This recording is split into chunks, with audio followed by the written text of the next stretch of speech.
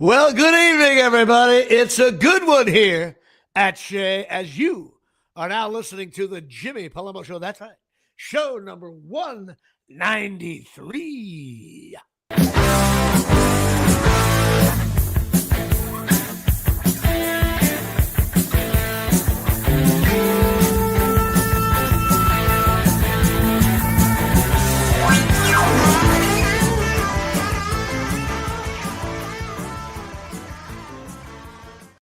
Well, good afternoon, everybody. It's a fine one here on Bitter Tuesday here from the Omni in Atlanta.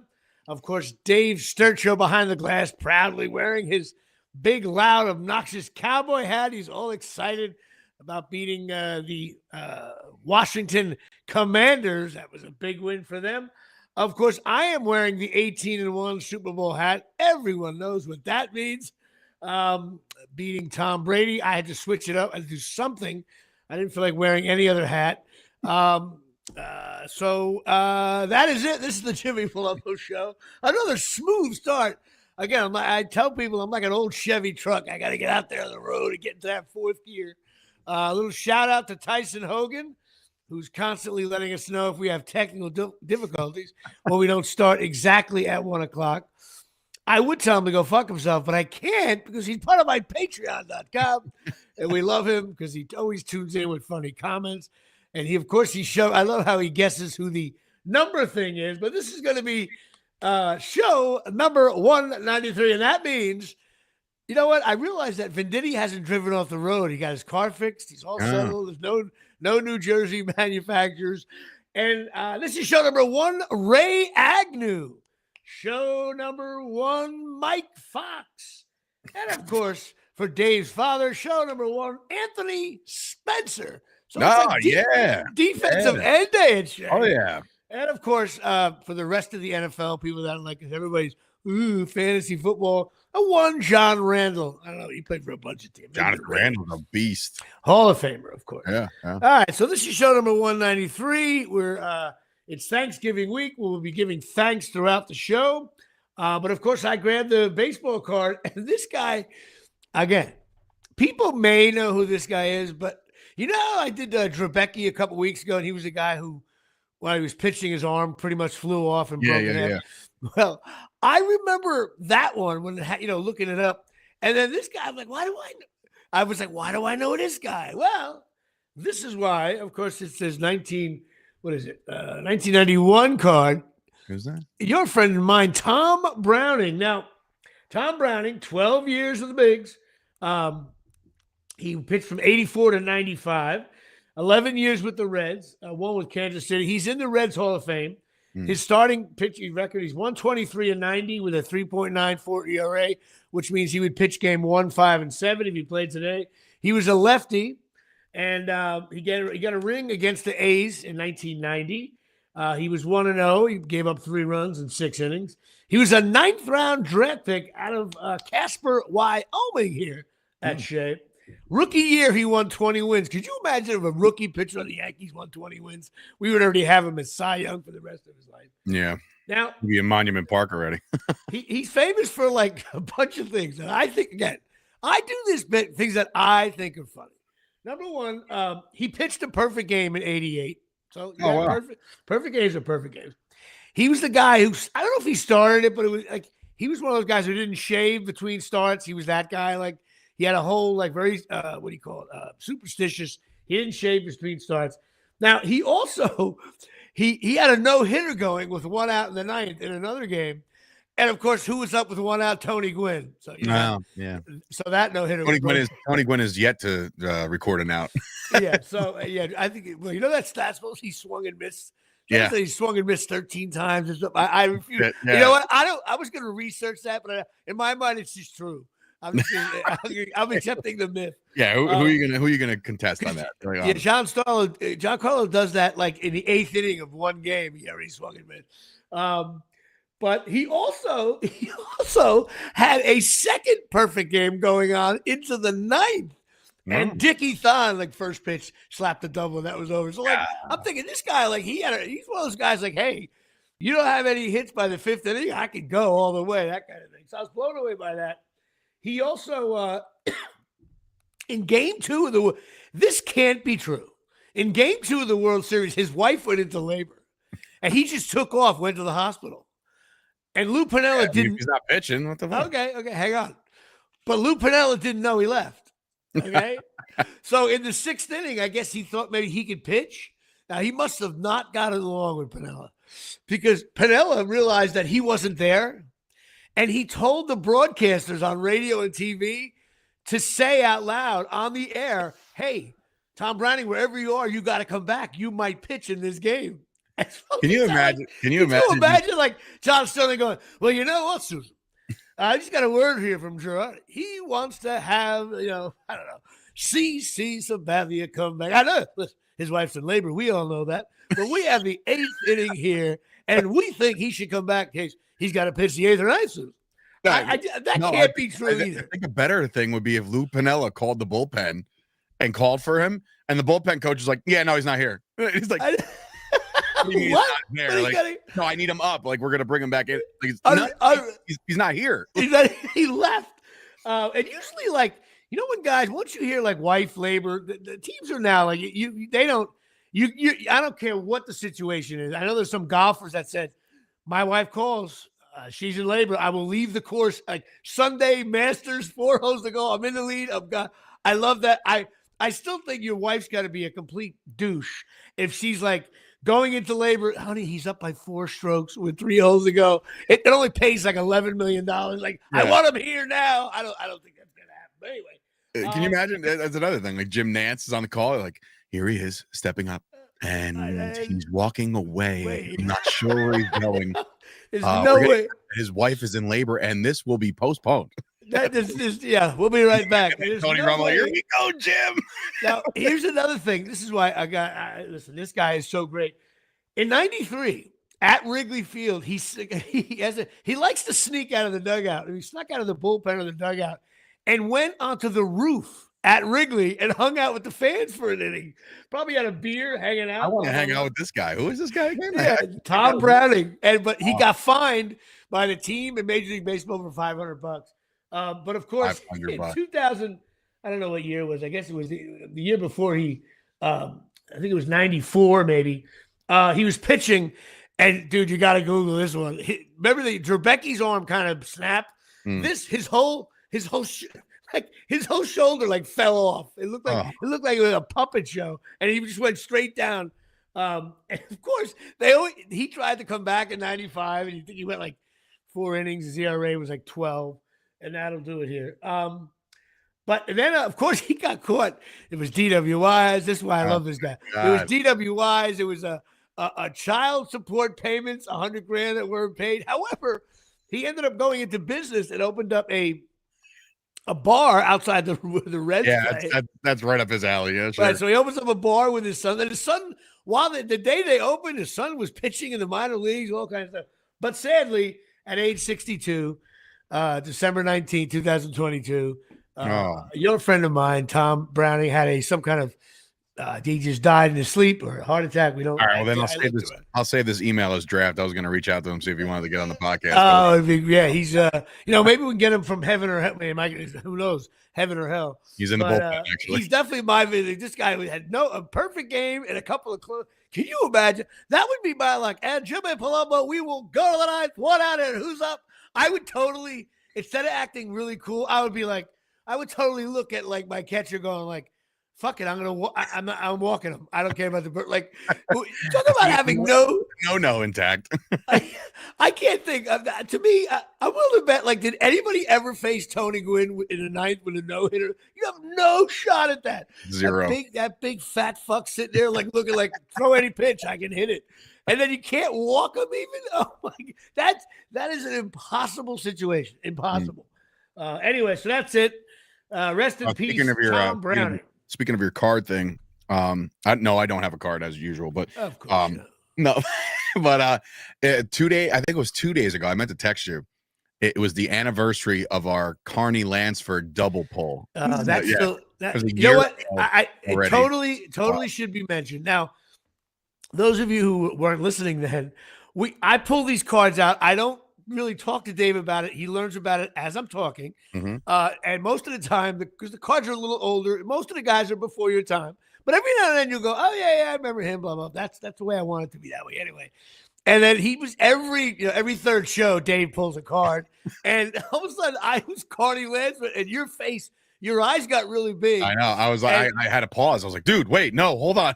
Right. And all of a sudden, he had Carney Lansford as well. Let me tell you something. That is a weird thing because, Carney Lansford was not a star. He's not. His baseball card's probably worth 50 cents. And that day, I actually renamed my son on that day. I was like, Miles, I'm sorry. You are now officially Carney Lansford. I was like, I'm sorry. It's just the way it works. I don't make the rules. Tyson Hogan's calling it the double Lansford. That's I like it. That's a great one. That's a great one. So anyway, that's very funny. Carney Lansford.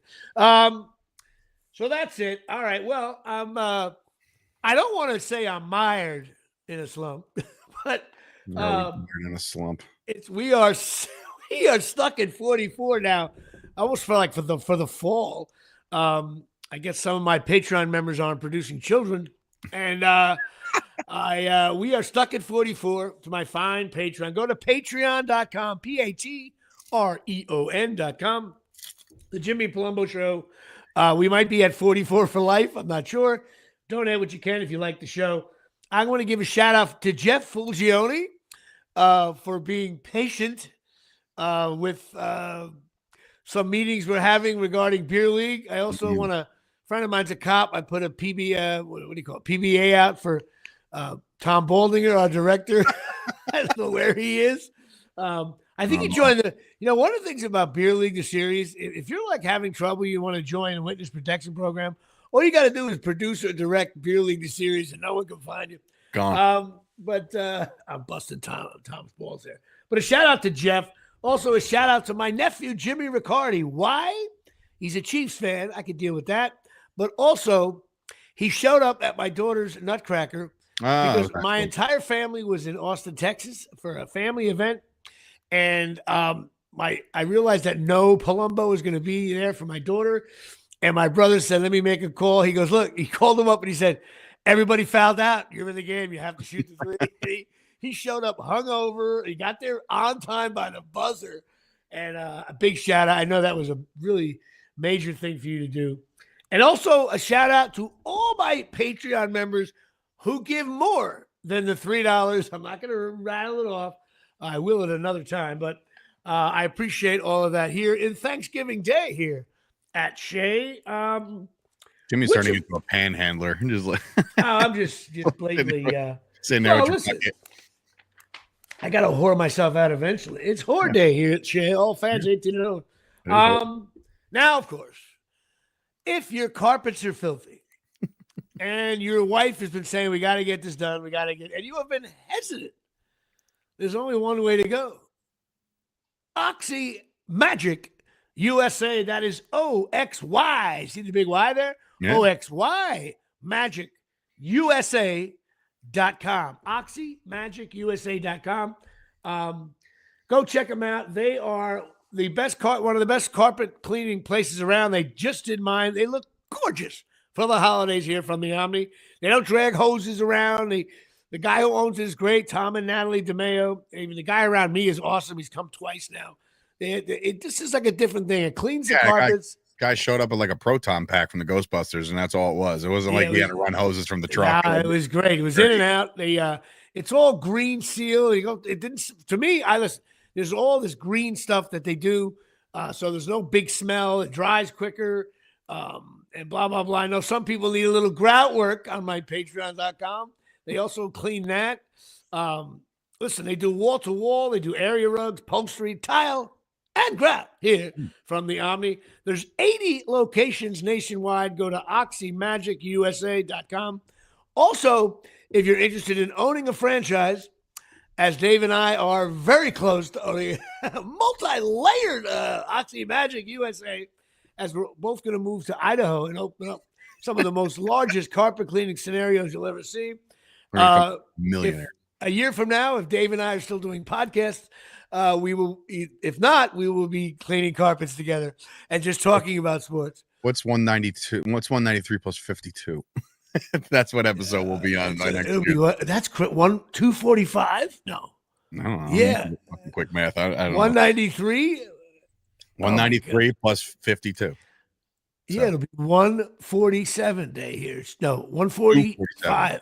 240. I'll be going to Leon Bright. Oh my God, so bad. We have to come up with, anyway. Go to Oxy Magic, USA, OXY Magic, USA.com. They're a good sponsor of the Jimmy Palumbo Show here. All right. This, for me, in the history of sports watching, for me, this was a real good one. Okay, first of all, Rutgers loses a brutal game against Illinois. Now, I have to my view, everybody knows I'm a Rutgers fan. Yeah, we all know that. Look at some of the scores. No, so listen, I want to let people know how I watched this game. So I'm knee deep in the Nutcracker. Okay, the game was on Peacock, so I had easy access to my phone. Okay? Nutcracker, Peacock, all kinds of nuts and cocks going on there, all kinds of shit, right? So I'm watching the game, and I had the phone set up. We had a classroom. We also had tons of booze back there for the dads. More on that later. And I'm watching the game, and I'm like, Rutgers is playing really well. So in the second half, I'm not really in the show. I just have to do the curtain call. And the game's going on, and it seemed like I was going to have just enough time watching the game. So at 17 seconds to go, I'm now backstage, like seconds from bowing, and they're at the 30, going in. I'm thinking, oh man, if just a 47-yard, I can win the game. Rutgers going to lose. Then is the offside penalty. I'm like, oh, wait a minute now, 52. False start for anybody. False start, yeah. There's a big difference. Okay, so they push it back 5 yards. I'm like, oh, well, next thing you know, like it got inappropriate backstage. There was all these girls around, the director, and it becomes like I can't be watching sports anymore. So I had to just I had it on silent and all that shit. I turned the phone around and I placed it on a little table. And next thing you know, I'm walking out as a dad, and which I'll get to even more later. And I'm like, oh, I wonder what happened. So the bow and everything took about 8, 9, 10 minutes, whatever, we're clapping for everybody, all that bullshit. So I'm walking off stage. I grab the phone. I turn it on. And what comes up is a text from my buddy Mark. What a game. I'm thinking, something happened. We blocked the kick. Why? The Rutgers win. 7. Yeah, I'm all excited. I go to the ESPN app. I just wanted to get to it right away. And we lost by 6. I'm like, well, wait a minute. They were lining up for a field goal, which means he goes in or it doesn't block, whatever. What a game. No, if the Cowboys had lost this weekend, nobody who knows you would ever, hey, Dave, what a game. No, they know way better than that. Okay, you know that, right? But even like you don't text someone who's a fan of a sport. That whole thing of like, hey man, it was a great game. No. You could. That's what you say 8 months later when you go, well, they played the Chiefs. I only text Gooch after Packer wins. Right. Like, I don't say anything. I rarely. Once in a while, I'll text you. The Cowboys this year really flew off the rails. You let this shit marinate for about an hour or so. Yeah, everybody needs to. I get it. I totally agree with that. And once you get to be a mature adult with children, you realize that what a fool everyone is for watching sports, and it takes less and less time as you get older. I think now I need about 8 minutes to digest that. That's because all my teams stink. Walk to the car. So then I watch, and then I got, because I had it on, what do you call it, airplane mode or shutting everything down. I got 15 different Schiano sucks. And I'm like, what are they busting Schiano's balls for? They scored some touchdown. And then I hear about the timeout, 80-mile-an-hour winds, blah, blah, blah. And then I watched it. I was like, oh, my God. Now, a couple things about this game people don't maybe not know. Number one, you can't blame a coach for calling a timeout. It's done in every league from high school to NFL. He should have did it before they kicked, so he didn't have like a practice shot at it. But they went back on the field. However, there was only 16 seconds ago, I think, okay? And they were at the 35. So a couple of things could have happened. They ran a play called the church, okay? Which means the guy's going to do a first down button hook, straight down, turn around. As soon as he catches it, he was going to automatically bang his knee down. Then they were going to run up, spike it. Now, in the NFL, with like Peyton Manning or Eli, that's doable. Okay, those Yeah, guys in the NFL, they don't stop the clock after a first down. Correct, but even the rush up the NFL. You ever see some NFL like Don't especially talk like to Mahomes? that kind of shit. Dak Prescott couldn't do it 3 years ago. I know, but most times it's doable. So, sure. Of course, that was the balls on this wide receiver. Like I don't even know his name. He caught the ball, was ready to just drop knee and rush hope with 1 second to go and a spike, blah, blah, blah. Bullshit. Would have been like a 38-yard field goal or something. He sees daylight and decides, like, you know what? I'm going to take it to the house to end this thing. The coverage by Rutgers was like as if me and you were out there going, Dave, you get him. I go, oh, Dave, where's Gucci? He takes off to the end zone, and he waltzes in. It's like, oh, my God. What a terrible ending. Would have been a really nice win. Everybody's calling for Schiano. Said, I say make a tackle. The secondary guys were slipping. It was horrible. Look, you could say Rutgers is finally being competitive with teams now. I say they're 6-5, and they haven't really played a good team all year. Sorry, look it up. Everybody hates me for this on the Rutgers football Facebook page. We really haven't. This is the first year that I can recall in my history of watching Rutgers football. We didn't play anybody good. None of the teams, Wisconsin, Nebraska, Virginia Tech, Washington, name them all. They all suck. Now, a year ago, Washington was ranked third. You go through the whole thing. They didn't play any of the big boys. And next year, they play Penn State, Ohio State, Oregon, and Iowa. That means we could be ranked fourth in the country and be 8-4. Do you understand that? That is death. This was the year. And now they got to play Michigan State, who's 5-6. They stink. But guess what? For a bowl, though. Looking for a bowl. It's going to be. I didn't want to look up the weather. It's going to be cold and damp. They have that stadium sucks. They don't even draw that well either. It's going to be nasty to Saturday of Thanksgiving. Kids want to go home with their families. They can't do shit. Did you see the bright spot of the final home game of the 2024 campaign for your family specifically? No.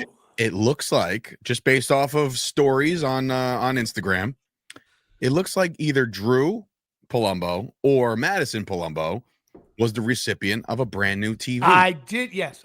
That's insane to me. How did that happen? I think there was. Well, listen. I'm guessing that the both of them are. They're fine looking women. I guess you can say that. Sure, but there's a some lot guy. of fine women Some in guy. First of all, they've been doing that TV shit. Which, by the way, I hate that promotion because he goes up there and there's 4 students watching the game. Like, it's like, why don't they do? They know what they should do. Everyone here, a student gets a TV. That's how I would do it. What are they? Those TVs are like $195 now. Like, who are we kidding? Still cool to get. And the guy made a beeline and handed it off to one of my nieces. That's insane, but very cool. I'm glad she got it. I don't know what happened there. Somebody, you know what? Because usually every time they give that shit out, they're in the student section, and it's a good. There's nowhere near where we sit. It's 50 yards away. If you look at my helicopter, it's 50 yards away. So who spotted these two? That's unbelievable. I know. I love it. I think that's great. So that's it. Of course. Then there's the Scarlet McKnights basketball team. With Harper and Ace Bailey. They're going to go top 5 in the NBA draft. Now, I know nothing about the NBA draft, as Dave stuffs his face with a potato chip. It's a fucking cracker, whatever it is. Those rich guys. Oh, you know what? I can't believe you just showed me a Rich cracker. That's all I'm going to say. I ripped it off for my son. No. Listen to me very clearly.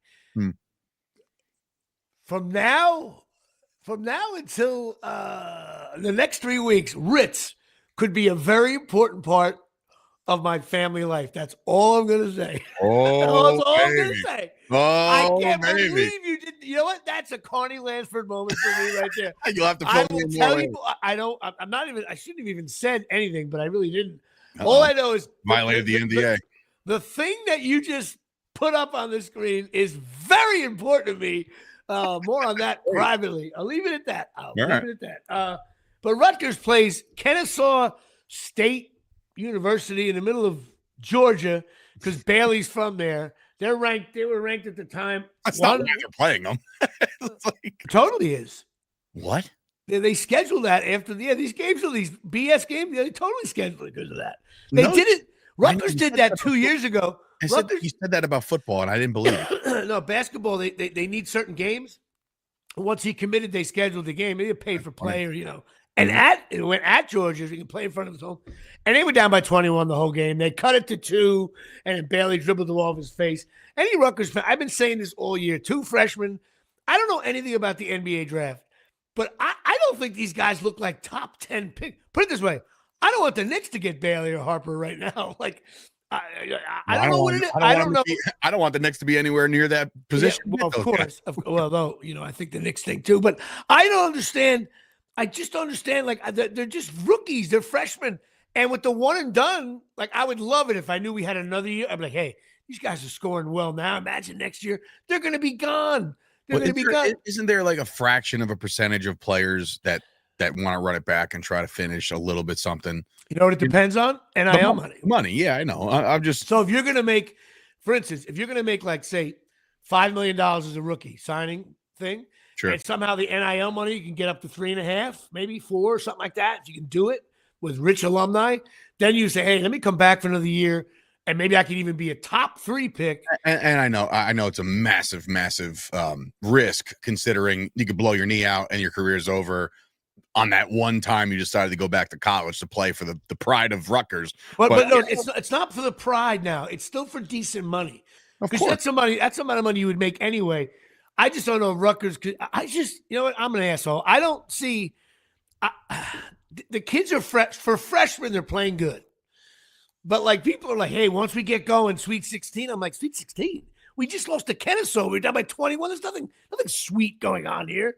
And now tonight at 10 o'clock at night, we play Notre Dame, regular school, and then Alabama, where Cliff Omenuri, our center last year, is here comes time tonight. Is what time?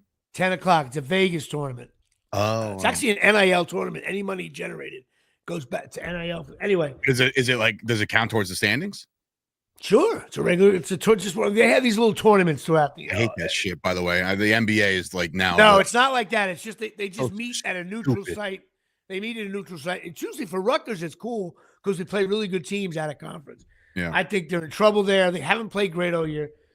And then, of course, tune into that tonight at the No Life Stadium or MetLife Stadium on Sunday. The Giants. You know what? I don't even know. I was always told, the Giants, I think the Giants won the NFC. They won the world championship in 63 maybe or 61. So the Giants were one of the best franchises in football for 40 years. And then they hit the 63. That's why the Super Bowl era, they weren't good in the beginning. And everybody thinks that the Giants got screwed in that anniversary of the NFL series they did because the 75th anniversary, because the Giants were a dominant team. Hall of Famers, stars, all were on the Giants. That was in like 93, 94. Yeah, but believe me, the Mariners were pissed. The Giants because everybody thinks it's the Super Bowl era from 67 on. That's the NFL. And the Giants, of course, stunk from 63 to, I think, around 1980. Well, that's what I consider. That's what I'm on that page, though. Like, but if you're going to do it, the Eagles win a bunch of world championships where the NFL was there. I agree with that. However, if you're doing an anniversary on an entire league, the Giants were barely mentioned, and they were a dominant force in the NFL. That's all I'm saying. In terms of the early part of the documentary, I get it, Super Bowl era, of course. And my uncle's older than me. Obviously, he's 20 years older than me. He used to say, like, Jimmy, you have no idea. We sucked. But and then, of course, LT got drafted, best NFL player of all time, in my opinion. And next thing you know, the Giants are from 81 to I don't know, till about 81 to maybe 2005, the Giants have been a fine franchise. A lot of Super Bowls in there, playoff appearances. However, this is way worse than any era of the New York Giants. What's going on here? First of all, they're cutting Daniel Jones and letting him go, and he can now sign with the Cowboys can sign. The Eagles can sign Daniel Jones. He's gonna. He actually just the reports today is that he refused. Well, turned down the Las Vegas Raiders because he wants to go sign with a contender. So why not? If you're going to do it for 6 games, why not? I agree. Yeah. I wish that kid well. I could see him in Baltimore, Buffalo, Yeah, sure. Maybe Minnesota if they have some problems with Darnold. But that's what I think he might. You know what Jones has got to do? He's got to look to see what quarterback gets hurt. So if one of the major stars, like really gets hurt out for the year or something like that, you'll get signed. You should go sign with the Jets. Well, listen, who knows? But then Dable's up there. He looks like you know what he reeks of? Dable reeks of being an assistant coach for the next 20 years. He's like, I don't want to fly this plane. I want to be in the back or in the end. So Monday, I'm coming home from the gym and I'm listening to the Fan, and it's I don't know, whatever their Tierney and whatever the fuck the other guy's name is. They all sound alike. Yeah, they really do. They just all blend together except for Boomer and Gio. And my boy Keith McPherson. But I will shut up. I will say that they had Dable on. They were covering the press conference and they were going over some of the, whatever just went down on Sunday. And then the one reporter was like, hey, Tommy DeVito, he took a beating out there. Is he going to be okay for Thursday, for Thanksgiving? Short week, how are you going to prepare? And he said, I haven't spoke to Tommy DeVito yet or the trainers. We're going to find out more. The reporter comes back and goes, Coach, it's 11 o'clock in the morning on a Monday. You haven't talked to your quarterback yet? And I was like, Dayball, gonna fucking fry this guy. And Dayball, to his credit, came back and was like, yeah, no, we're going to talk to the trainers. We're going to talk to him when I talk to him. And no, I've not talked to him yet. But man, that was the so bad. That was so bad. Layup for Dayball to go absolutely batshit nuts on this guy. But he's just the same thing. Whenever there's a pivotal injury and the coach is like, yeah, I got no update. You have an X-ray room in the facility. I know. You know what? Find out. The only thing that's so awful, the coaches today, first of all, there's all kinds of laws, HIPAA laws, all that stuff. Sure, fine. And 99% of the coaches, unless you're a Belichick or you're a star coach, the press conferences, you're screwed because you really can't. You really want to say is, I hope he is hurt. Don't put the other guy because he sucks. You can't say that, right. Or you can't say, or say, we're gonna shut him down. Like, well, shut him down, coach. You don't know the prognosis. Yeah, now he's done.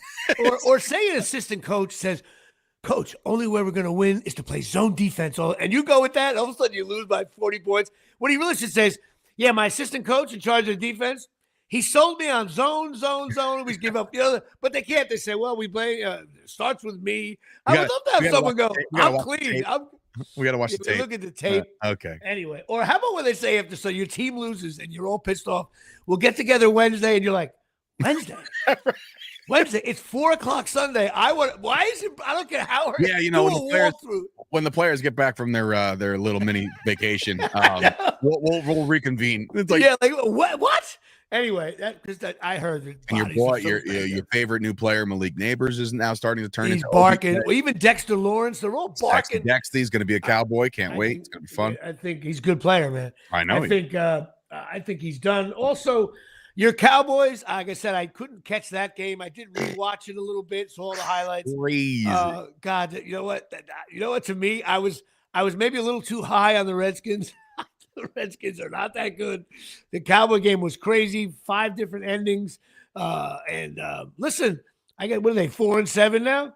Yeah. It stinks. Yeah, right back in the But maybe I looked up. They said teams have made the playoffs at 4-7, but they won their division, like the shitty division. To make the playoffs, the Cowboys have a lot of explaining to do and have to win a lot of games. But hey, listen. You beat the Giants. Things have happened. You play the Giants on Thursday. That is certainly a very winnable game. And I believe, I guess I'm like everybody else. We haven't beaten the Cowboys in 6 years. And I think this is, some of your defensive players are coming back. The Giants can't block. They're going to blitz on every day. Like Parsons could have a big game. All over Jaden Daniels. Imagine what he's going to do with DeVito, who now they mock out DeVito for holding the ball. But you know what? If I'm DeVito, I'm a free agent walk-on jerk-off from fucking North Jersey. Why am I, like, getting rid of the ball? I'm going to be like, no, I'm going to stand here as long as I can and try to see if I can throw a 30-yard strike. He has no reason personally to hold on to the football when you're down 20-0. Like, I love it. He's like, I'm going to stand back. I don't care if I get crushed. and he does get crushed. He did. He took a beating. He took a bad beating. Took a beating. Yep. I rewatched it. And I mentioned this on my my Cowboys podcast, the Jersey Boys podcast, is that Baker Mayfield. Listen, man, I love you. I love your ethic. I love your work ethic. I think you're a funny dude. But man, that was the worst Tommy DeVito impersonation I ever saw. Okay, first of all, he was playing a trumpet. He was like, okay. First of all, it's very easy. Okay, let's get back to Baker Mayfield. Okay, now, first of all, if you were following the whole DeVito thing, he hasn't. He kept quiet. He was at practice. Everything was about how he's just going to focus on football. No appearances, no agent. None that of that was a year ago. So you're beating the New York Giants, who haven't had a lead in a game in a month and a half, and you're doing the Tommy DeVito thing. Like, are you kidding me, Baker? Listen, you're having a nice little season, a little rejuvenation here, vaginal rejuvenation. But this guy's doing this thing, and that was, what are you doing? Anyway, I know guys do that to bust balls, but. To me, it was uncalled for. But you know what? The Giants suck, so they stink. This team stinks. They never win. They were awful the last 5 years of Eli Manning. They were awful when they won the Super Bowl, 9-7. They never win at home. That MetLife Stadium is cursed. The Jets and Giants. I used to have these stats. I think I said it on the show maybe at the beginning of the year. Yeah. The Giants and Jets winning percentage at MetLife is really weird. Well, they don't win there. Neither one of them does. People were talking. There's a meme going around. The Cowboys are the only professional franchise in 4 sports across the board. The 4 majors: basketball, hockey, baseball, and football, are the only team in the country to not win a home game in the calendar year of 2024, and that's true. However, the Giants have won 1. So I know it was week 18 of a meaningless bullshit game last year. The Eagles, and that's it. It was the Eagles. Eagles benched everybody because they clinched. Right, awful. Everybody. I know you still love your beloved Knicks. I love them too, but you lost it. Utah was 4-12. They got smoked. I know they won last night. They beat the shit out of that team last night. They made a fucking statement last night. Okay, statement game. Well, you know what? Knicks take a 1-point lead. Mike, they're gelling. Everyone's waiting to gel. Wait. A lot of gel. A lot of people are out there, and I'm talking about the pundits of the ESPNs of the world that are talking about the Knicks. They're saying that this Knicks team, as constructed, is the deepest it's ever been, as far as like having guys that can come off the bench and participate, like a McBride or anything like that. Like, those guys are a good cohesive unit, and once they start, they haven't even started yet. They haven't started yet. They have not started yet. I think this team is definitely a lot of talent, and they're designed to lose in 5 against the Celtics whenever they play them. I don't trust this Knicks team at all. You don't trust any team at all. I didn't. Put your paper right in front of your fucking camera. I don't know. The Knicks were so fun last year. Now there's 15 guys. I don't know who they trade. They trade one Italian, and this guy's falling apart over here. Like, so much fun. Everybody, same team. I don't know. They also got rid of Randall. Randall didn't see last year. You and I were the first to text each other. We're like, uh-oh. Randall went down with a shoulder. And then they went on a run. And well, what happened in the playoffs? We were like, oh, no Randall. That was the pivotal. 25 points a game for 50 years. Anyway, listen, if you feel like shit, only one way to go. ChasingMiracles.com. That's right. Get your patches, your Chasing Miracles stem cell patches. Go talk to Tommy and Donna by going to ChasingMiracles.com. I got one on my knee right now. My knee's a little sore. Better energy. It's healing inside a cell growth area. All the stars in, Serena Williams, Michael Phelps, wrestlers use them. Those Marine guys, SEAL team members use them. Talking about the fucking the artist SEAL. Right. Not SEAL. And SEAL. My mother wears them, and all her friends for her aching knees. And she turns 85. You know what? Big shout out to my mother at 85. I'll get to that more in a minute. But check out the ChasingMiracles.com stem cell patches, and you're going to use them and love them. They work. God bless. What else we got here? So we got to discuss the Nutcracker. Now, starting on Wednesday, okay, this is part of the show. Now, for the people that love the sports end of the show, maybe they can start hitting the skip. Don't hit skip. There's a lot of people watching right now. Don't hit skip. So first of all, we had a load Wednesday night. I was there from like 3 to 11 o'clock, packing up shit, loading up shit. Like it was like it's a major production, and it's like five dads every year. Now I'm in the damn thing, so I had to be at rehearsals for 5 weeks on Sundays. Thank God the Giants stink. I didn't miss a thing. And then we have to load up. Then Thursday I had a show, which I'm going to get to in a second. And then Friday I got there at 3:30, didn't get home till 11:30. Saturday we had the show. I had to be there at 10 a.m. Didn't get home till 11. And then Sunday I got there at noon. God, it was like 4 9-hour days. We broke our ass on Sunday deconstructing it. Now, on a fun part of Nutcracker, my daughter did. Big shout out to my daughter, Natalie Palumbo. She was really in the show a lot. You would have died. She did an awesome job. I mean, I've seen your daughter dance, that kind of thing. But no, she was in a lot of dances. And I really got to watch it from the side. I was like, shit, my daughter's really like doing these beautiful dances. She was awesome. And I say it as a dad, but even a couple people come up to me and say, your daughter's really looks good out there. And so that makes it all worth it. You know, she came up to me. I'm in a scene called the party scene. If you know the Nutcracker, we play the dads at this big party scene. And she said to me right before we were about to go on stage, she goes, Dad, this is the last time I'm ever going to perform with you because next year I'm too old to be in the party scene because all the kids are little. And I'm like, oh, man, oh my God, I was so cute. So she kicked ass. My little partner was adorable. I didn't dance with Natalie. She danced next to me. My little partner was like totally a ball breaker. Like, Mr. Palumbo, you have any lines in this or no? No, there's no line. There's no words in it. It's all ballet stuff, dance stuff. So you're doing ballet. Okay. I wouldn't call it ballet. I just was. And I really do regret not seeing this because that would have been. Well, I will get a video clip. Oh, you will be right up on social media. No doubt. It's going up. But it was awesome to do. A big shout out to Frank, Dan, Darby, and Sal for the dads helping out. Now, because we have this back classroom in the school. I can say what school. And so the tradition is the guys can bring like Bloody Marys and vodka. So we all brought booze. And a lot of the moms do a lot of work as well. A lot of work. There's so much that goes into this. So we had like vodka and tonic and Bloody Marys. I had those vodka lemonade things, the vodka. We were stacked. We did a shot of tequila before each, one of the shows and stuff. But like I had like 2 or 3 drinks all day. I wasn't drunk at all. And but with that, like we didn't take everything away. And one of the people that work at the school, she was like, all she saw was booze in the classroom. She was alerting the authorities. We caught some shit for it, but I was like, what are you gonna do? We're sitting here for the Nutcracker all day. But it was fun. You know what? I had a good time. I was watching the Rutgers game, sipping on a vodka tonic. Good evening, everybody. And of course, we shit the bed. I wish I did more shots. But the Nutcracker was awesome.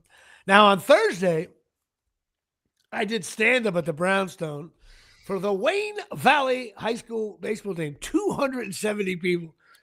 I did well. I did good, man. I did okay. I'll leave it at that. Yeah, how much do you have to dial it back when it's high school kids? No high school kids in the room, adults only. Oh. This was a big room. The audio was shitty. And you know what? I took the stage first. It was my kind of crowd. And I didn't listen to the tape yet because I need to have more time. Because I was rolling along, scattering 2 hits in the 5th. Right around the 6-minute mark, I lost the audience. Like I lost them. And I was like on stage, and all of a sudden they were like not laughing, so something I did, or the persona was like, this guy's a dick. I don't know what it was. I could feel it like, oh my God, I lost the locker room. I'm like Dable. You are Brian Dable. I'm Brian Dable. And I was like, listen, if you do stand up, and I'm an average stand up on a good day, but every now and then I can throw a 3-hitter, but when you're the good stand ups, don't panic. They regroup. They bring everybody back. And then you're good to go. I was getting shelled in the 5th. Like, get me out of it. I couldn't really get him back. And then the other comedian kicked ass. He's a pro. magic show and comedy and that shit. And then I had to go back out for 2 minutes. And I could see when I got, because I was the host. When I got back on stage, I saw their faces were like, this guy was all right. Like, it was. Hey, sir, can you do a magic trick or something? Right, yeah. You know how when you're watching a Yankee game, like a Tuesday night when they're playing the Blue Jays, and the Yankees put some relief pitcher in, you're like, this guy, exactly. I was like a journeyman Yankee relief pitcher this year. Like, no, and I knew it too. I was like, nobody wants to see me up. And I sped through 2 hack bits. I gave up an additional run, but I walked 2 guys. It was bases loaded. Unearned. Yeah, unearned. It was like it went to the other pitcher. My God. And then I had to come back out after all the show was over and do the 50-50. And I tell you what, I earned some of the fans' respect because I literally said to them, like, hey, we're going to do the 50-50 from the guy who's getting paid the least here. A couple people chucked, but afterwards, you know, when you get, a nice job, you too, like the shitty handshake. Oh my God, just awful. But some people said I did okay. I didn't listen to the tape yet. I promise you, next week when I do but this might be one of those performances, like even an NFL team when they get blown out like 55-6, you're like, what do you do with it? How you burn the tape? You don't even look at the tape. I didn't, but you see, I've had burn the tape shows, but what would this be? I don't know, because I have to really bombing and losing an audience are like 2 different things. Bombing is you're up on stage and it's just like engine lights come on, you're over the Atlantic, everybody dies, and you're on air disasters 11 years from now. But when you lose the audience, means like they're like, they start to chat with their friends. It's like, that guy was nice. Like, clearly, are you good at just out of curiosity? I've seen your stand up, and it's funny to me because I laugh at everything. I did a very similar set what you saw. Right, and but my question is, once you lose or you feel like you lose the audience, are you good with crowd work? Like, could you have picked somebody out of the crowd and say, hey man, look at you, like, or something, you know what I mean? I'm not good with crowd work, but what I am good at, I used to never do this, but I learned it about 10 years ago. When the engine lights come on, you have to do something, even though you know you're going to die. You have to do something. And the main thing, you have to acknowledge that you're losing the game. Yeah. No, because if you don't do that, because then the audience is like, oh, he knows he stinks too. It's some guys, they just act like they are Jerry Seinfeld. And it's like, I don't do that. I literally go. I think that's a very popular move nowadays because I watch a lot of stand-up comedy. It's one of my favorite things in the world. But like, I see a lot of people, like, if they do a joke and it doesn't land, they'll make a joke about their joke because they're feeling that sort of way. Like, I'm okay at that. Some comedians are brilliant. However, you must keep in mind when you watch Netflix on anything on Amazon or Netflix, I'll leave it at that. It's produced. You know how it works, right? Yeah, it's edited. You do 2 shows. You do a 6 o'clock and a 9 o'clock. Audience goes out. Another one comes in. You wear the same clothes. The chair's in the same spot. And you do your set twice. After the show is over, you huddle with the producers. And that they even say, Jimmy, get rid of that bit, get rid of this bit, move, add the that's Artie Lang. My God, Artie was good at that. He would switch it up. And then they could take bits from the other show, they can edit, like say you say, 2 priests walk into a bar.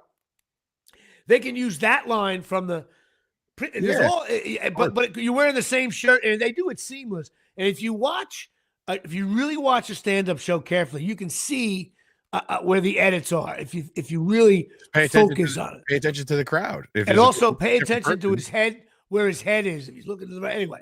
Not to say that. Listen, this great. Oh, by the way, there's a fantastic stand-up that I'm watching tonight. I am a big fan of Anthony Jeselnik. I don't know if you know who that is. I do, but I've never watched his stuff. Bro, he is the king of like monotone like hitters that fucking hit. Like, I don't know how you're like, oh no, he didn't just say that. Like he gets away with murder on stage. The guys who are really calm and monotone, I always think they're the best comedians because you got to stand there and very quietly pull out a gun and shoot. It's not like you're raging against a machine with a machine gun. You got to very casually just as put the bullet in and go boop. As a trailer, the joke he used, and this is again like some serious shit, where he goes, a friend of mine came up to me and asked me a very important question. They asked if I would be the sperm donor to their baby. So I said, that's a big question. That's a big responsibility. How old's the baby? Bro, that's brutal, but dude, I'm like, this guy is I could never do a bit like that. And you know what he did? He sat there, he let the crowd register it, and then he looked down at his watch, like, yep, they're still laughing. Like, it was dude, I love that. I can't wait to watch it tonight. Like that I am zero. I want to watch the Jim Gaffigan new one too. I saw on he's got a new one? Came out. Yeah, it just came out. I want to watch that too. I do enjoy. I watch stand-ups in a different way. Most of the time, I'm like, oh God, you got to watch as a comic, when you watch other comics. Okay, at one point you're going, okay, I'm not Mariano Rivera, I'm not Tony Gwynn, and because you start to feel like, oh my God, nothing I say is funny. You get that, like, because these guys are awesome. You can't do that. There's Hall of Famers, and then there's a guy, 8 years in the league, batting 275. There's a fucking Carney Lansford. Yeah, it's Carney Lansford. That's all. I'm just trying to latch on. In the comedy world, is called a callback. There you go. I'm like, listen, I feel like I'm, I want to be the guy 25 years from now, 8 hits away from 3,000.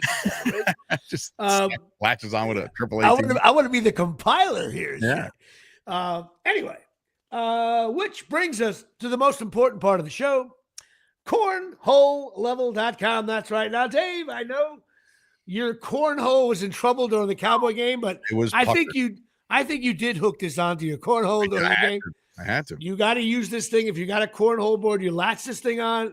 It balances the whole thing. It's great. Go to Cornhole Level, 20% off your entire order if you put in JP Show. It's a really cool thing.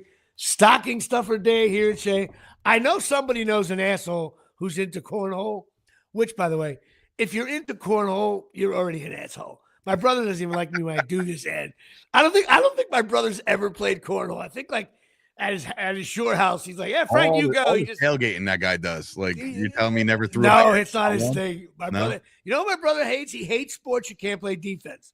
Golf, cornhole. Like, matter of fact, we played cornhole, I think, once in his house, and he felt you should be able to block the thing you throw at the hole. You should be able to like swat it away. Hilarious. That's you ask my brother, you can't play D. That's why he hates golf.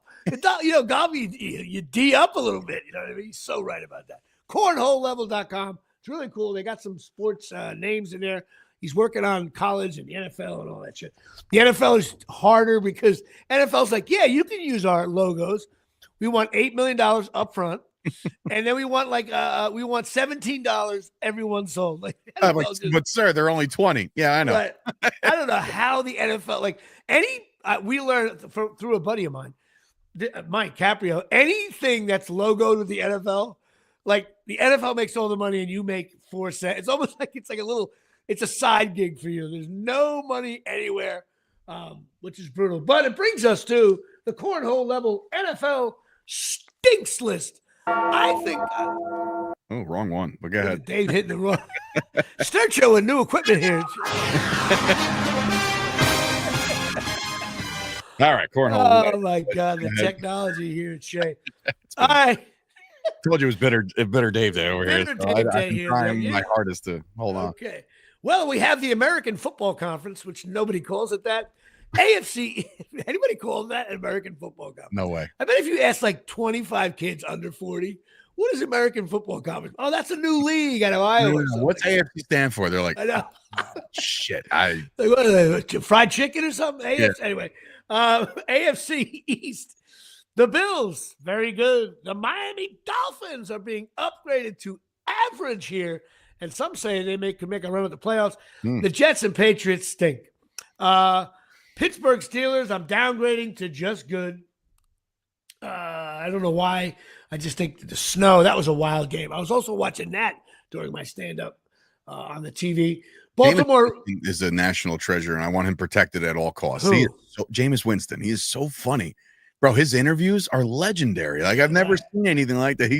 His eyes light up. He's like, I'm playing in the snow. He looked like the big fat lineman from the longest yard. He's like, I like little Michael. You know what I mean? Like, Yeah. Fielding's just like we're talking to him the entire time. He's great. He's a jerk off, but he does good interviews. Baltimore Ravens, good. Cincinnati Bengals stink. Browns, you stink. Now, Houston Texans, nice little run there. You got up to, I gave you a little buzz last week. Sophomore slump. You are average. The Colts, you stink. And, of course, the Titans and Jaguars, you stink. Yeah, I don't think you've been off the stinks list all year. Kansas City Chiefs play the worst team in the league. They're the worst 10-1 team I ever watched in my life. Listen, I love my nephew. Came to see my niece, my daughter in Nutcracker. I don't think the Chiefs are not winning the Super Bowl this year. No, but that's what they want you to think. I know it can't be. They're 10-1, but they've beaten nobody, and then they wait until they face these guys on the road. This, that, and the third. No, the fucking Chiefs are going to the Super Bowl. Make the bet now so you can get better odds. You know what's going to happen, and it's what the NFL wants. I know. I hate it. Kermit the Frog in the Super Bowl. Oh my God. The Chargers are good. Denver Broncos, good. Yeah, Bo Nix, baby. And the Vegas Raiders, thanks for coming down. You get the free home version of Let's Play in the NFL. You stink. Eagles. Eagles are very good. This whole Barkley thing, I tell you, as a Giant fan, it's like, it's like, okay, Giants stink. We all know that. But then there's like this Barkley thing. So you have to watch another team. It's bad enough when the Eagles are good. I hate it anyway. And now you got to have like our best player. And it's like, it's convoluted losing him. And like everybody's bashing the Giants for losing him. But really, if you break it down, a lot of teams might have made the same decision. You don't build your team around a running back. And the Eagles were good anyway, good line. But like, does Barkley have, what do you run for, like 7,000 yards? 300 all-purpose yards. It's unbelievable. It's such a kick. He outperformed the New York Giants on Sunday. Okay. I agree. I'm not even making that stat up. But I'm going to say something shitty. Offense, Saquon Barkley alone outgained the Giants as a whole. That's a true statement. Okay. But I'm going to say something shitty. Here we go. The Eagles and the Barkley thing, just, but you know what? If he gets hurt next week, then of course. Then it's like, another story. No, it's untouchable. I'm going to say great move by the Giants. Gets hurt anyway. Like, I don't care. This has to carry through all the way to the Super Bowl. And I believe in the Super Bowl, here's a prediction. Saquon Barkley in the playoffs will not gain over 80 yards in any game. Thank you very little. You heard it here first. You're out of your skull. Okay. All right. Listen, you had the Jets 14-2. They stink. Eagles, very good. Commanders, sorry, you're average. And the Cowboys and Giants, you still stink. A little question mark, the Cowboys. Possible if they win a couple, we jump back in there to average. The Cowboys' goal is average on my thing. I'm with it. If the Cowboys I would love to be average on the stinks list. if the Cowboys go to the Super Bowl, I'll probably have them average up until the NFC Championship game. The Lions, very good. Vikings, very good. And you know what? The Packers, Chris Gucci's your friend of mine.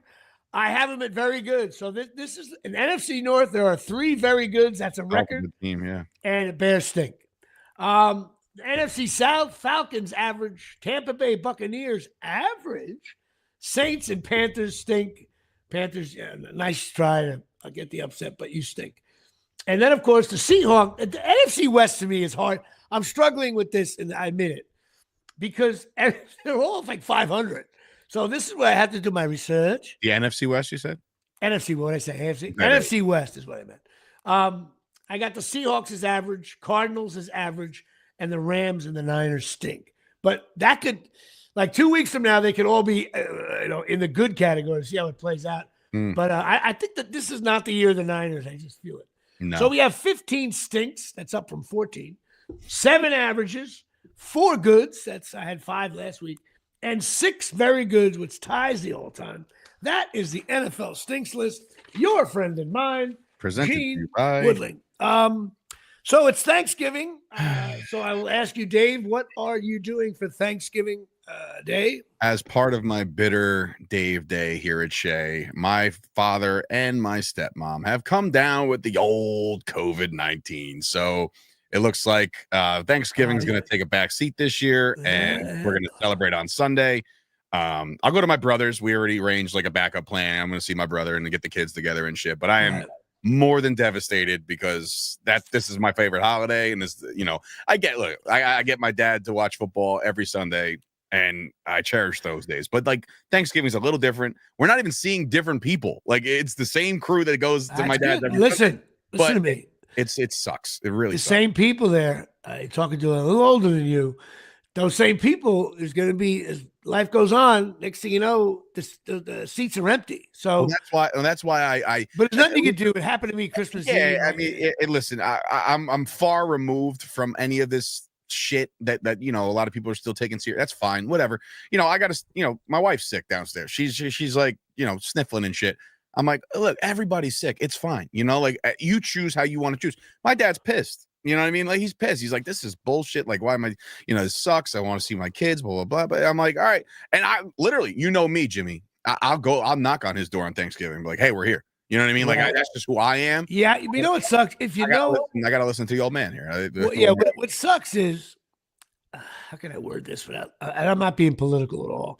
Like if you have it, if you have COVID, you really got to you got to sit out a corner. That's just like anything else. If you have the flu, chances are you don't want to see anybody. Right. You don't want to get anybody sick. So yeah. And again, and COVID is a little stronger than the flu, unfortunately. But yeah, it's nothing you can do. It happened to me during the Christmas holidays twice in the last 4 years.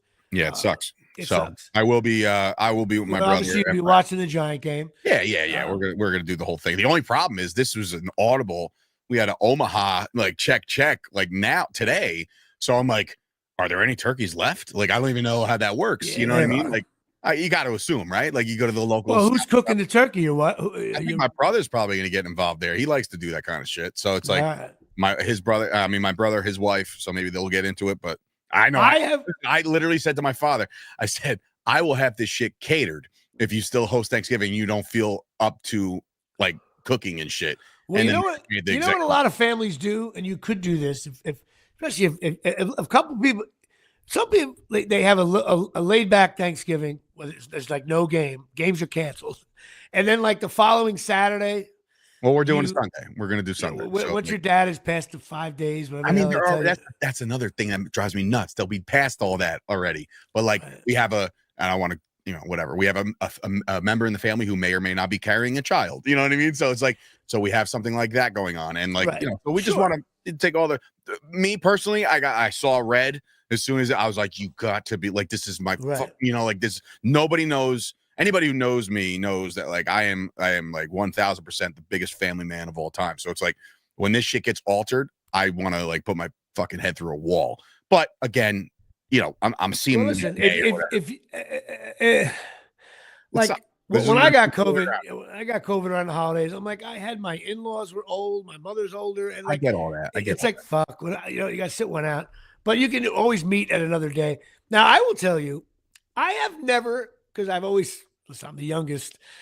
I've never cooked it. Even when I was married, I never was the guy who had to cook the turkey. And this year, and I'm not a huge turkey fan, but I was in ShopRite yesterday, and I said to myself, you know what? This is going to be such a stupid thing to do.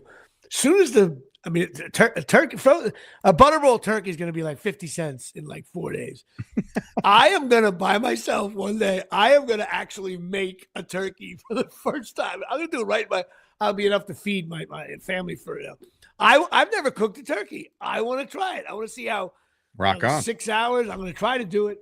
But even more importantly than what you fat fuck would. First of all, you don't even eat meat, so what do you have? Pizza? I'm a big stuffing guy, big mashed potato guy. So you're eating stuffing and stuffing. Let me tell you something. Mac and cheese, all that shit. Love it. Me, I'm going to say this to our paying turkey and the whole little chemical that they put in to make you go to sleep. I need to stay up.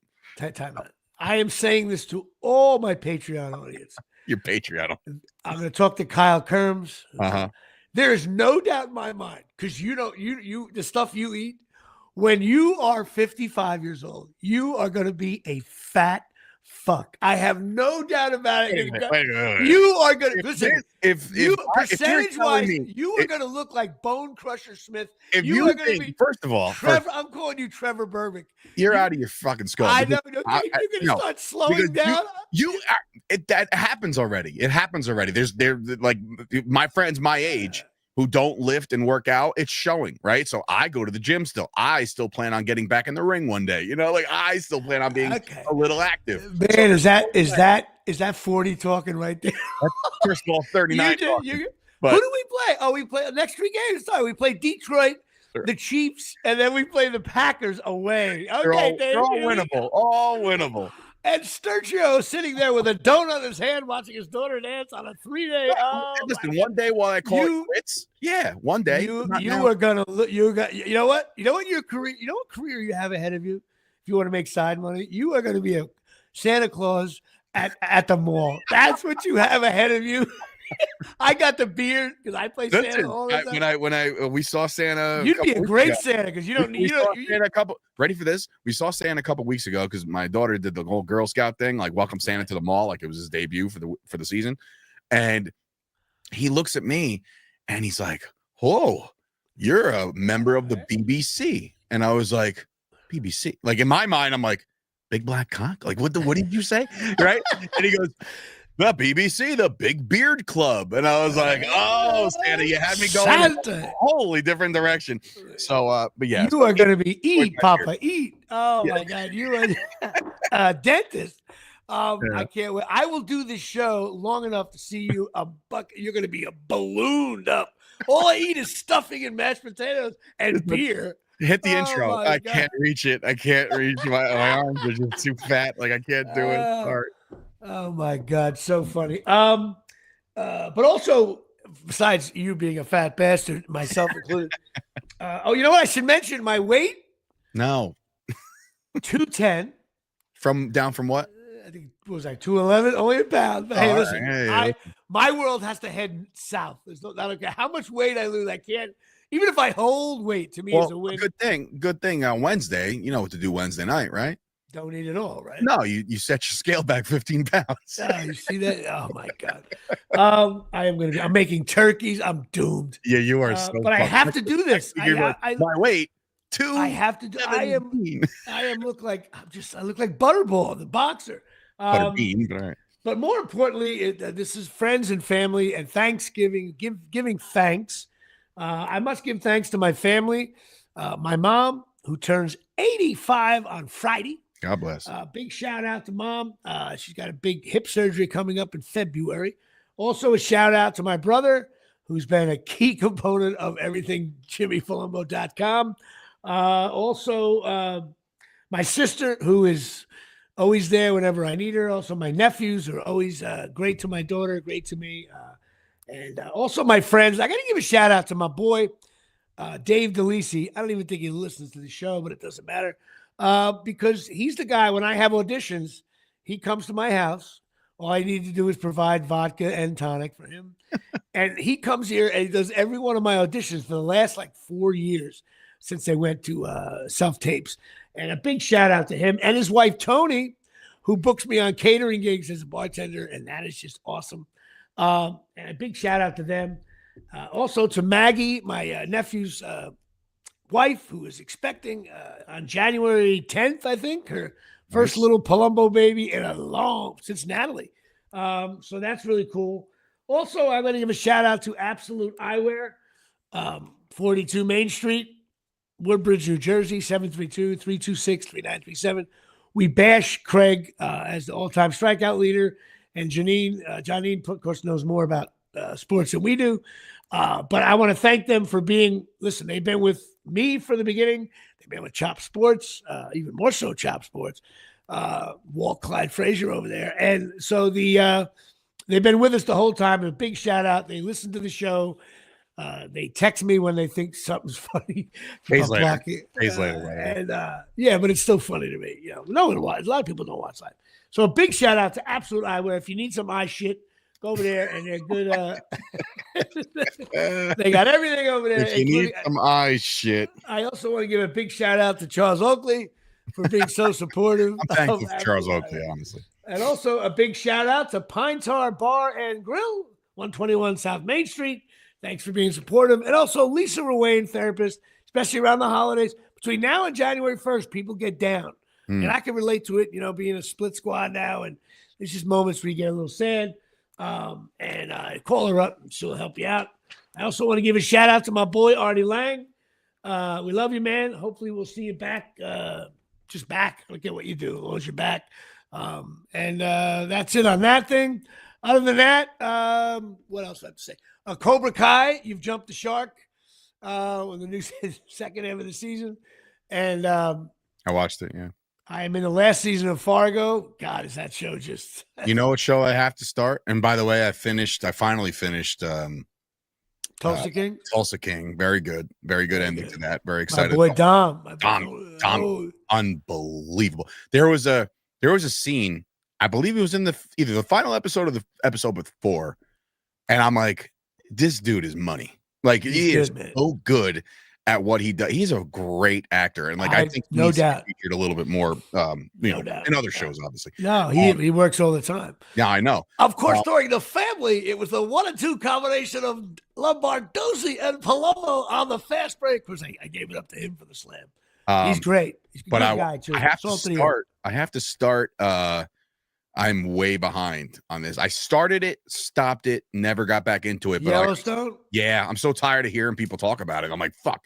And my stepmom's like, oh, you look like Rip. I'm like, who the fuck is Rip? Yeah, you definitely look like him. Yeah, I'm like, who are you talking about? If you made your beard black and put a cowboy hat on, you would look like him. I have a cowboy hat up here. I don't even know. I have a look. No, not a Dallas cowboy hat. No, regular I have a Stetson or some shit laying around here somewhere. Put a Novacek jersey on. Yes, you could. Yellowstone. This last season for me is a little bit. People are losing their minds in my mind, I predicted the ending already, but I don't know. It's a great show. I miss Kevin Costner, but what are you gonna do? What the fuck? You just gave it away. He's not in it anymore. No, I didn't. No, well, that's been in the news already. Okay. But I didn't say how. I didn't say anything how or why or if he's makes an appearance. I just said again. You know what? We've talked about this. All these great shows. The first 2 seasons are always like perfect games to me. Yeah. And then the show has to figure out, all right, how do we end this whole thing? There's a lot of very rarely do shows get. The only one I could say is a Better Call Saul was the only one that, like, I think in the beginning you're like, oh, it's not Breaking Bad. And all of a sudden you're like, wait a minute, this guy's 17-4 here. Like, no, I never watched that. I didn't give that one a chance either. Yet. Oh, it's another. I know it's another good one. I know, but it takes too long. I know, but you shouldn't do that. And of course, there's Call the Midwife. Call the Midwife is the Pittsburgh Steelers of shows. Call the Midwife just is like. Are you? I got a question. Are you like a card carrying member of like the fan club at this point? Because there's got to be just you and one other person watch this show, right? Like that's it. No, it's a huge. You got to see the show. There's no way. There's no. I would rather. If Dallas played Call the Midwife, they'd lose by 25 points. If they are just steady. And coming up next, after the conclusion of this Bears-Lions game, the Cowboys will be taking on Call the Midwife. It's a show when you're snuggling next to your wife. I don't do that. Relax on a Friday night. Kids are asleep. You want something soothing? Go to bed with it. Call the Midwife. It's lightning out. I was the same way. I'm like, what is this crowd? So I'm like, best show ever. First of all, we get a lot of arguments here. Downton Abbey, they won 4 Super Bowls. Okay, like a lot of these shows that no one, cool guys don't watch. All of a sudden, you're like, wait a minute, they didn't lose a game 2 years ago. I'm telling you, and everybody watches these cool shows, and you're like, this show stinks. So cool. Oh my God, I'm so right. Call the Midwife for a quick treat. Right. All right, that's it. God bless. Longer show today. Everybody have a happy Thanksgiving from Dave and Jimmy Palumbo and from the Jimmy Palumbo Show. Happy Thanksgiving, and we'll see you after the Giants beat the Cowboys next Tuesday. You better hope not.